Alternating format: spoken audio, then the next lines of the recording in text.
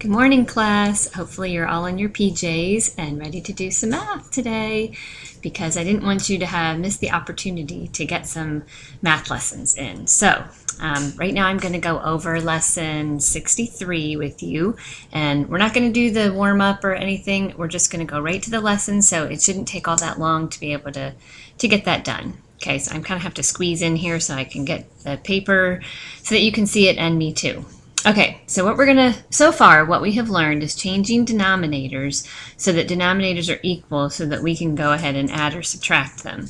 Then we talked about adding and subtracting mixed numbers, and now we're going to put those two together. So when we have mixed numbers and we have different denominators, we have to change those denominators so that they are the same.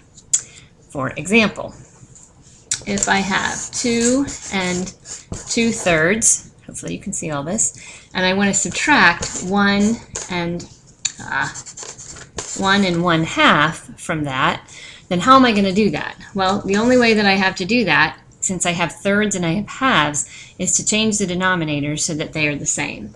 So I'm going to go ahead, it's hard to write this way, and I'm going to change 2/3 into 6 because 3 and 2 have a common denominator of 6. So to do that, I'm going to multiply the top by 2 halves.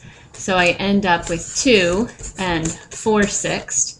And I'm going to multiply this bottom one by 3/3. So that'll give me 1 and 3/6. Now I have a problem that I can actually do. So I have 2 and 4/6 minus 1 and 3/6. So if I subtract 1 from 2, that gives me 1. And if I take 4/6 minus 3/6, I end up with 1/6. So my answer then is 1 and 1/6. Okay, let's do one more together before I set you off on doing your own lessons there. The next one is 4 and 1/2 minus 2 and 2/3. Okay. This one is very similar to the other one, but you're going to find that there's a little bit of a twist. So again, we're going to need to change each of those into 6. So I'm going to do that by multiplying the top by 3/3, the bottom by 2 halves, and end up with 4 and 3/6. And then on the bottom, I'm going to end up with 2 and 4/6. Now, do you see a problem that we have here? We can't take 3/6 and subtract 4/6 from it. So what we're going to have to do is take this whole number 4, make it into 6, just like pies. We cut up that pie into 6. So now what we're going to end up with, we're going to take and we're going to borrow, we're going to make this a 3, we're going to add 6/6 to this side. Now we're going to have, our problem is going to be 3 and 9/6 minus 2 and 4/6. So what I end up here now is 1 and 5/6. So those are pretty much the two things that you're going to run into. The only additional thing you may have to do is either simplify or regroup down here. But pretty much that's going to be it. So happy lesson 63, and I'd like you to go ahead and do all of those problems. Thanks. Hello again, class. We're going to talk about lesson 64 now. All right, so remember that we're going to do quadrilaterals here. So remember that a quadrilateral is a polygon that has 4 sides. So we have all different kinds of quadrilaterals that we can talk about. But first, we're going to name these categories. Okay, the 3 major ones are trapezium, which means that they have no sides parallel. It's just 4 sides that encloses the figure. So it's just a 4-sided polygon. And then the trapezoid, which is a quadrilateral, meaning it has 4 sides that has 1 parallel side. So as you can see here, we have the top and the bottom are parallel, the other 2 are not.